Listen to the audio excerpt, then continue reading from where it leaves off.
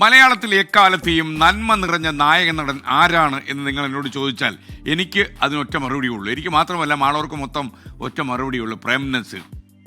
ഈ പ്രേം നസീറിനെ കാണാൻ ഷൂട്ടിംഗ് സെറ്റിലേക്ക് ഒരു ദിവസം ഒരു പാവപ്പെട്ട മനുഷ്യൻ കയറി ചെന്നു. ഒരു വയോധികനാണ്, വളരെ മുഷിഞ്ഞ വേഷം, ഗ്രാമീണ പ്രകൃതം. സെറ്റിലുള്ള ആളുകളൊക്കെ തന്നെ പെട്ടെന്ന് തന്നെ പ്രേം നസീറിൻ്റെ അടുത്തേക്ക് ഈ മനുഷ്യൻ പോകുമോ എന്ന ഭയത്തിൽ ആ മനുഷ്യനെ ആട്ടി അകറ്റി. എങ്ങോട്ടൊന്നും പോകരുത് എന്നൊക്കെ പറഞ്ഞ് അദ്ദേഹത്തിനെ പിടിച്ചു മാറ്റി നിർത്തി. വയോധികൻ അതോടെ വേളം വയ്ക്കാൻ തുടങ്ങി. ആ മനുഷ്യൻ തന്നെ കാണാൻ വന്നതാണെന്ന് പ്രേം നസീറിന് പെട്ടെന്ന് മനസ്സിലായി. മാത്രമല്ല, അദ്ദേഹം ഒരുപാട് ദൂരെ നിന്നാണ് ഈ പ്രേം നസീറിനെ കാണാൻ ഇത്രയും ബുദ്ധിമുട്ടി യാത്ര ചെയ്ത് വന്നതെന്നും ആ വലിയ മനുഷ്യൻ മനസ്സിലാക്കി. പെട്ടെന്ന് പ്രേം നസീർ ഷൂട്ടിങ്ങൊക്കെ നിർത്തിവെച്ച് ആ മനുഷ്യൻ്റെ അടുത്തേക്ക് ചെന്നു.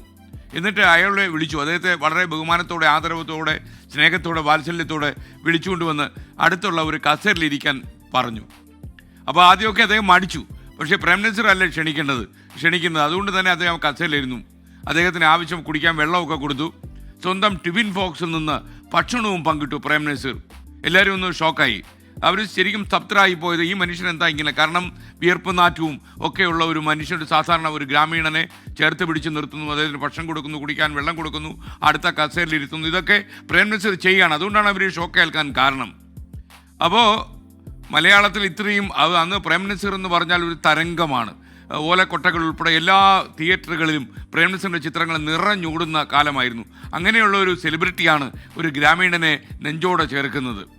അപ്പോൾ ഒരാൾ പ്രേം നസീറിനോട് അതേപറ്റി ഒന്ന് ചോദിച്ചു, എന്താ നസീർ അങ്ങനെ ചെയ്തത് എന്ന് ചോദിച്ചപ്പോൾ അദ്ദേഹം ഒന്ന് ചിരിച്ചു. എന്നിട്ട് പറഞ്ഞു, എന്നെ കാണാൻ വേണ്ടി മാത്രമാണ് അദ്ദേഹം ഇത്രയും ദൂരം ഇത്ര ബുദ്ധിമുട്ടി വന്നത്. അത്തരം സ്നേഹം നമുക്കൊരിക്കലും പൈസ കൊടുത്ത് വാങ്ങിക്കാൻ കഴിയില്ല. പണം കൊടുത്താൽ കിട്ടുന്നതുമല്ല ഇത്തരം സ്നേഹം. മാത്രമല്ല, ഇതേപോലെയുള്ള മനുഷ്യരാണ് എന്നെ ഞാനാക്കിയത്, എന്നെ വളർത്തിയത്, ചിറയൻകീഴിലെ അബ്ദുൽ ഖാദറിനെ പ്രേം നസീർ ആക്കിയത്. യഥാർത്ഥ മഹത്വം എളിമയിലാണ് എന്ന് പ്രേം നസീർ ഈ വാക്കുകളിലൂടെ തെളിയിച്ചു. മാത്രമല്ല, അദ്ദേഹത്തിൻ്റെ പെരുമാറ്റം, ഈ ഗ്രാമീണനോടുള്ള പെരുമാറ്റം അദ്ദേഹത്തിൻ്റെ വിനയത്തിൻ്റെയും എളിമയുടെയും ലക്ഷണമായിരുന്നു. മനുഷ്യ സ്നേഹത്തിൻ്റെ ഉദാത്ത ഭാവമാണ് നമ്മളതിലൂടെ കണ്ടത്. നിങ്ങൾ എത്ര ഉയരത്തിലെത്തിയാലും അവിടെ നമ്മളെ എത്താൻ സഹായിച്ച ആളുകളെ നമ്മൾ മറക്കാൻ പാടില്ല. മാത്രമല്ല, നമ്മുടെ വേരുകൾ നമുക്ക് ഏറ്റവും പ്രധാനമായിരിക്കണം. ഉയരങ്ങളിൽ ചിലപ്പോൾ പല സാഹചര്യത്തിൽ നമ്മൾ എത്തിച്ചേരും.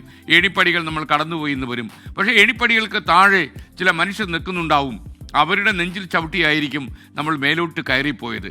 അവരെ മറക്കാതിരിക്കുക, അവരോടുള്ള ബഹുമാനം കുറയ്ക്കാതിരിക്കുക, അവരോടുള്ള സ്നേഹം, അവരാണ് നമുക്ക് ഏണിപ്പടികൾ ഒരുക്കിയത് എന്നുള്ള ചിന്തയും നമ്മുടെ മനസ്സിലുണ്ടാകണം. ആ ചിന്ത മനസ്സിലുണ്ടെങ്കിൽ നിങ്ങൾക്ക് എപ്പോഴും വിനയവും എളിമയും കൂടെ ഉണ്ടാകും.